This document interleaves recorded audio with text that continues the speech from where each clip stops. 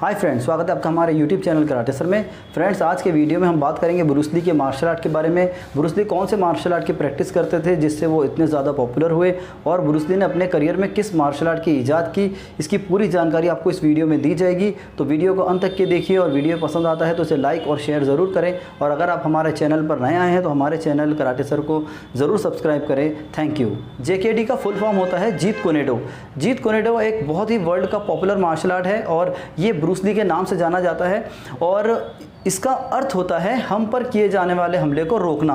और इस स्टाइल का मेन मकसद यही है कि कोई भी अगर आप पर हमला करता है तो इसे रोका जाए। ब्रूस ली ने जो स्टाइल क्रिएट किया उसका उन्होंने कोई नाम नहीं दिया था, वो सिर्फ मार्शल आर्ट का एक खोज में लगे हुए थे कि कौन सा एक मार्शल आर्ट सही तरीके से बनाया जाए और उसमें क्या क्या चेंजेस लाए जाए। और ब्रूस ली का ये भी कहना है कि मैंने कोई नई कला ईजाद नहीं की है, ना ही मैंने कोई नया किक या नया पंच ईजाद किया है। सिर्फ उन्होंने क्या किया कि जो दुनिया के काफ़ी सारे पुराने मार्शल आर्ट थे जिसकी उन्होंने प्रैक्टिस की थी, उसमें उन्होंने कुछ फेरबदल किए और उन्होंने इसका मकसद और उसके करने के तरीके में थोड़े चेंजेस किए।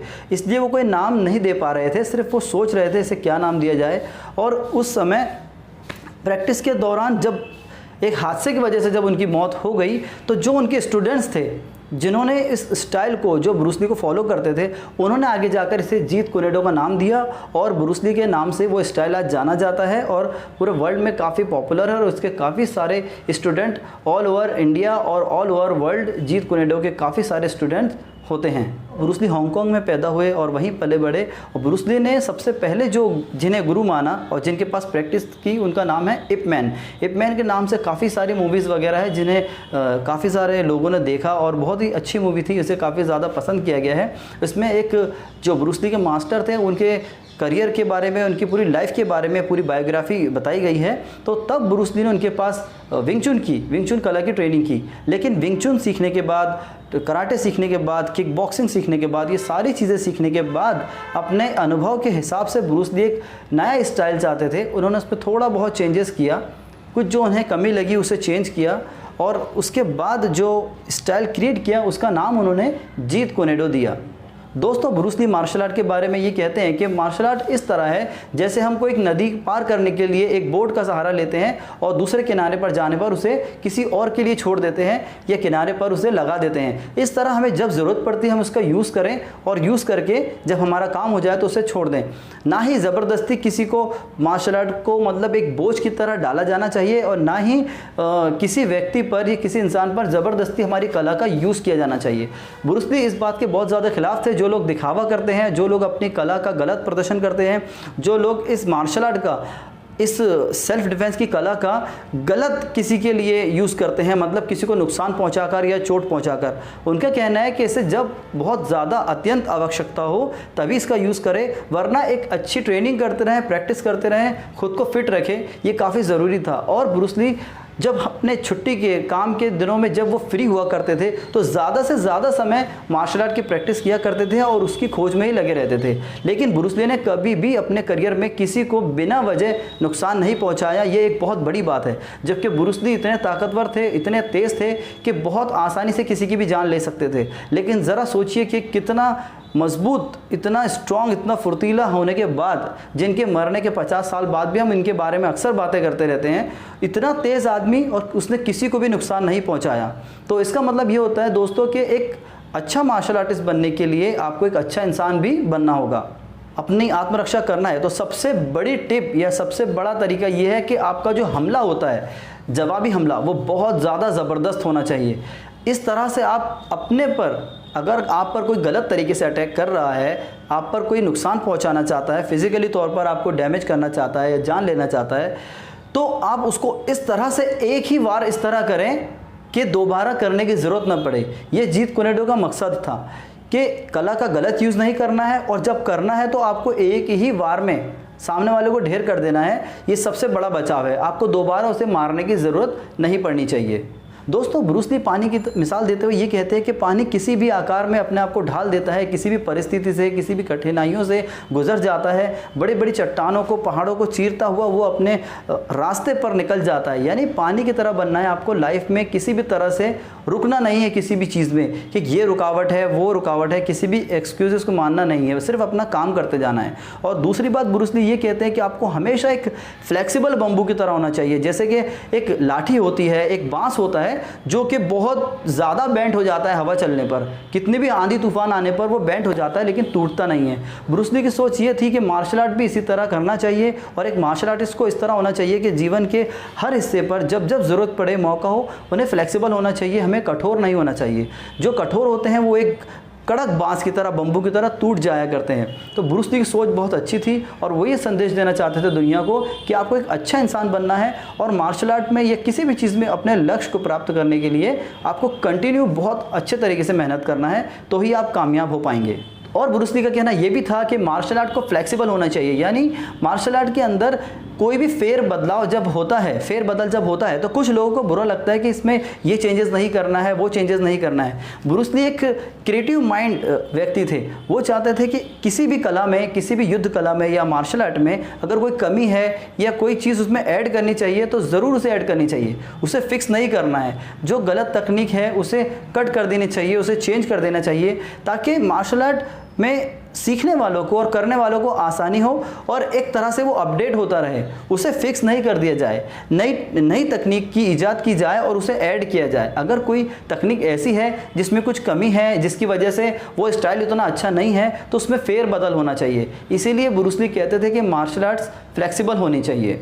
दोस्तों ब्रूस ली की कला, जीत कुनेडो का एक नियम ये भी है कि हमें फाइट करते वक्त कभी भी टाइम वेस्ट नहीं करना है, ना ही हाथ पैर गलत तरीके से चलाना है। दोस्तों आपने काफ़ी सारी फाइट देखी होगी, मूवीज़ में भी, रियल में भी, और आप में से काफ़ी सारे लोग बॉक्सर, किक बॉक्सर होंगे या फिर कराटे की प्रैक्टिस करते होंगे। आपने देखा होगा कि जब आप लोग फाइट करते हो तो 1, 2 या 10, 20, 15 बार तो आप पंचेस करते हो, किक्स करते हो, उसके बाद बड़ी मुश्किल से आपको एक स्कोर मिलता है।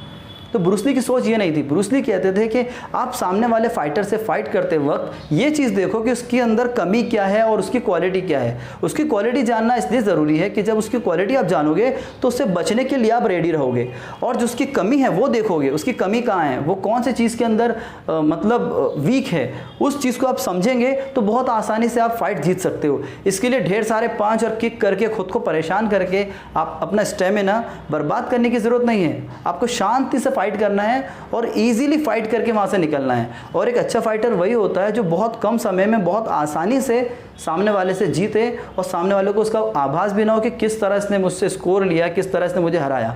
ये एक अच्छे खिलाड़ी की पहचान होती है। तो ब्रूस ली यही कहना चाहते थे अपने स्टाइल के द्वारा, उनके जो रूल्स उन्होंने बनाए उसके द्वारा, कि आप तभी हमला करें जब आपको मौका मिले, और सही मौके पर आपको जब हमला करना है तो इतना तेज़ होना चाहिए कि सामने वाले को फिर बचने का कोई चांस ना हो। तो ये एक बहुत ही अच्छी सोच थी। और आपने मूवीज़ वगैरह में भी काफ़ी बार ये देखा होगा कि कभी भी ब्रूस ली जब अटैक करते थे तो कोई भी हाथ वो खाली नहीं चलाते थे, किक्स वगैरह बहुत, या कोई उनका डिफेंस कर लेता था या वो मार खाता था। ब्रूस ली कभी भी खाली इधर उधर खाली हाथ पैर नहीं चलाते थे, वो वही तकनीक यूज़ करते थे जब उन्हें मारना है, वरना तब तक वो शांति से देखते रहते थे। तो वो फिल्मों के माध्यम से यही दुनिया को बताना चाहते थे कि मार्शल आर्ट किस तरह से करना है, किस तरह से उसकी मतलब प्रैक्टिस करनी है। और सबसे मेन बात, ब्रूस ली इतनी प्रैक्टिस करते थे, एक एक टेक्निक की इतनी प्रैक्टिस करते थे, मेरी जानकारी के अनुसार वो 5000 पंचेस डेली करते थे। 5000 पंच करने के बाद दोस्तों ब्रूस ली में, ये किसी भी व्यक्ति में इतना ज़्यादा पावर आ जाएगा जो डेली 5000 पंच करेगा कि उसका पंच जैसा चाहे वैसा चलेगा, और जितना पावर चाहे वो अपने पंच में आप लोड कर सकते हैं। तो ब्रूस ली यही कहना चाहते थे कि प्रैक्टिस करिए। और आजकल काफ़ी सारे स्टूडेंट हैं जो प्रैक्टिस कोई नहीं करना चाहता है, सिर्फ सबको शॉर्टकट में आगे बढ़ना है। और जो ब्रूस ली के नाम से जो दुनिया में जाने जाता है, इतना बड़ा किंग जो मार्शल आर्ट का है, उसकी सोच ये है कि सिर्फ आप प्रैक्टिस करो। अगर आपने कोई टेक्निक सीख ली है तो दूसरी टेक्निक सोचो, और अगर आपने उसकी प्रैक्टिस कर लिया है तो ब्रूस ली कहते हैं कि डिफ़िकल्ट टेक्निक सोचो जो आप कर नहीं सकते, और उसके ऊपर काम करो। किसी भी तरह से प्रैक्टिस करो, प्रैक्टिस करने के बाद रेस्ट करो, डाइट लो, फिर उठो, फिर प्रैक्टिस करो। प्रैक्टिस के लिए एक डिसिप्लिन बनाकर कंटिन्यूसली प्रैक्टिस करना है। दोस्तों ब्रूस ली ने बहुत ही कम एज में, बहुत ही कम समय में इतनी कुछ मार्शल आर्ट के बारे में खोज की और इतने सारे वर्ल्ड रिकॉर्ड बनाए हैं जिसे तोड़ना नामुमकिन की तरह है बिल्कुल। दोस्तों ब्रूस ली 1 सेकंड के अंदर लगभग 9 बार किक स्विंग कर लेते थे। दोस्तों ब्रूस ली के पंच, ब्रूस ली के वन फिस्ट पंच की बात करें या फिर उनके पावर की बात करें या फिर उनके थंब से पुशअप्स लगाने की बात करें, ऐसे काफ़ी सारे रिकॉर्ड ब्रूस ली के बारे में बने हैं जिसे तोड़ना नामुमकिन है और जिसमें बरसों लग जाते हैं, वो काम ब्रूस ली ने बहुत कम समय में किया। जो नंचाकू की प्रैक्टिस आप ब्रूस ली के देखते हैं, जिसे ब्रूस ली बहुत तेज़ी से चलाते हैं, जो नंचाकू एंटर द ड्रैगन और अदर मूवीज़ में जो ब्रूस ली नंचाकू चलाते हैं, उनको एक फिलीपींस के एक मास्टर है, उन्होंने उसमें ट्रेन किया था। और एक मूवी है द बिग बॉस, उसके अंदर उनका सीन भी है, एक फाइटिंग सीन भी है ब्रूस ली के साथ। तो उसमें उनके रियल मास्टर बताया गया जिन्होंने मार्शल आर्ट्स में नंचाकू मार्शल आर्ट्स के अंदर ट्रेन किया। और वो ये कहते हैं कि जब ब्रूस ली ने नंचाकू चलाना शुरू किया, उसके 4 मंथ बाद इस तरह से ब्रूस ली नंचाकू की प्रैक्टिस करते थे जैसे कई सालों से वो प्रैक्टिस कर रहे हैं। तो सोचिए कि वो ब्रूस ली कितना ज़बरदस्त प्रैक्टिस करते होंगे, उनका पैशन कितना ज़्यादा होगा कि जो उनके गुरु है वो सोच रहे हैं, सिखाने वाला ये सोच रहा है कि ये सामने वाला जो बंदा है ये कई बरसों से प्रैक्टिस कर रहा है। तो दोस्तों सही तरीके से, एक सही ढंग से अगर आप प्रैक्टिस करेंगे तो मार्शल आर्ट में आप बहुत बड़े लेवल पर जाएंगे और काफ़ी कुछ उससे आपको सीखने मिलेगा और काफ़ी कुछ आपकी लाइफ में उससे परिवर्तन भी आएंगे। दोस्तों JKD मीन्स जीत कुनेडो का एक खास नियम ये भी है कि हमेशा ज़्यादातर काउंटर अटैक करना है। काउंटर का मतलब होता है डिफेंस विद अटैक, यानी अगर कोई आपको पंच करता है तो आमतौर पर आप लोग सिर्फ डिफेंस करते हो फिर रुक जाते हो, फिर डिफेंस करते हो रुकते हो, या अगर आप फाइट करते हो तो अटैक करके रुक जाते हो। ये अटैक और डिफेंस ये दोनों एक डिफरेंट चीज़ है। लेकिन ब्रूस ली करते थे कि जब कोई अटैक करता था तो उसी समय रोकते तुरंत मारते थे। तो इसका मतलब होता है डिफेंस विद अटैक, इसे कहते हैं काउंटर टेक्निक। काउंटर टेक्निक, जब कोई हमला कर रहा है तो रोकते ही मारना या उसके हमला करते वक्त उसके मारने से पहले मार देना, इसे भी काउंटर कहा जाता है। यानी इतनी तेज़ होना चाहिए कि सामने वाला अगर आपको पंच कर रहा है तो पंच रीच होने से पहले आप पंच या किक या कोई भी टेक्निक यूज़ करके उसको गिरा सके या फिर हरा सके, ये इसका नियम है। यानी काउंटर टेक्निक पे काम करना ज़रूरी है। डिफेंस विद अटैक करना है, ना सिर्फ बार बार अटैक नहीं करना है, ना ही बार बार डिफेंस करता रहना है। सामने वाले का जैसे ही अटैक करता है सामने वाला तुरंत जवाब दे और उसे फिनिश करे। दोस्तों ब्रूस ली के स्टाइल JKD मीन्स जीत कुनेडो का एक खास नियम ये भी है कि इसमें हाई किक को बहुत ज़्यादा अलाउ नहीं किया जाता है। मतलब हाई किक अगर आप करते हैं तो आप अपने दुश्मन को, अपने एनिमी को बहुत ज़्यादा चांस देते हैं या खुद को उस पर सौंप देते हैं एक तरह से। ब्रूस ली का कहना है कि जितनी आप लो और मिडिल किक करेंगे तो मिडिल किक जो है तो एक रेंज में सामने वाले को, आपके अपोनेंट को या आपके दुश्मन को अंदर नहीं आने देगी और मिडिल किक बहुत ही आसानी से सीखी जा सकती है और बहुत ही इफेक्टिव भी है। अगर आप फेस पे किक करने के चक्कर में हमेशा हाई किक करेंगे तो आप पूरी बॉडी को बेंड करके झुका के एक पैर ऊपर उठाएंगे तो तब किसी भी तरह से आदमी आपको गिरा सकता है। ये एक कमी भी है किक्स के अंदर और ये बात मैं भी मानता हूँ कि हाई किक करने के चक्कर में हम पूरी बॉडी को हवा में उठा लेते हैं, बैलेंस कर लेते हैं, एक पैर नीचे बाकी दोनों हाथ दोनों पैर ऊपर। उस समय बहुत स्पीड की ज़रूरत होती है, खुद को कंट्रोल करना भी है, बैलेंस भी बनाना है और पैर को वापस नीचे लाकर आपको पोजीशन भी लेना है, तब तक कि आप बहुत रिस्क लेते हैं। इसीलिए कराटे में जब आप 3 पॉइंट्स लेते हैं, एक रिस्की और हाईएस्ट स्कोर होने के हिसाब से उसमें 3 पॉइंट्स दिए जाते हैं।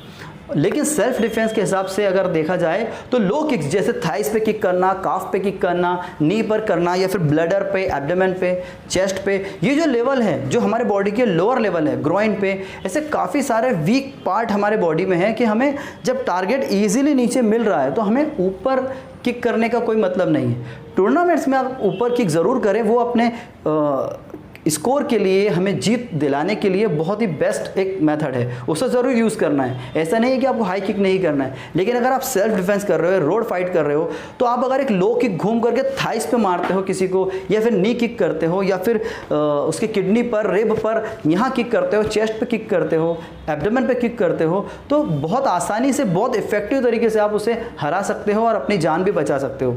लेकिन हाईएस्ट किक सेल्फ डिफेंस के हिसाब से बेस्ट किक नहीं होती, उसमें आपको बैलेंस नहीं होता है, आप में गुस्सा होता है, एक टाइमिंग सही सेट नहीं होता है, हड़बड़ में आप रहते हैं, उस समय आप हाईएस्ट किक ना करते हुए खुद को कंट्रोल करके सही से गार्ड रख के अगर आप फाइट करेंगे तो आप लो किक से, मिडिल किक से आसानी से अपना डिफेंस कर सकते हैं। इसीलिए जीत कुनेडो में हाईएस्ट किक नहीं की जाती, और की जाती है तो बहुत ही कम मौके पर की जाती है।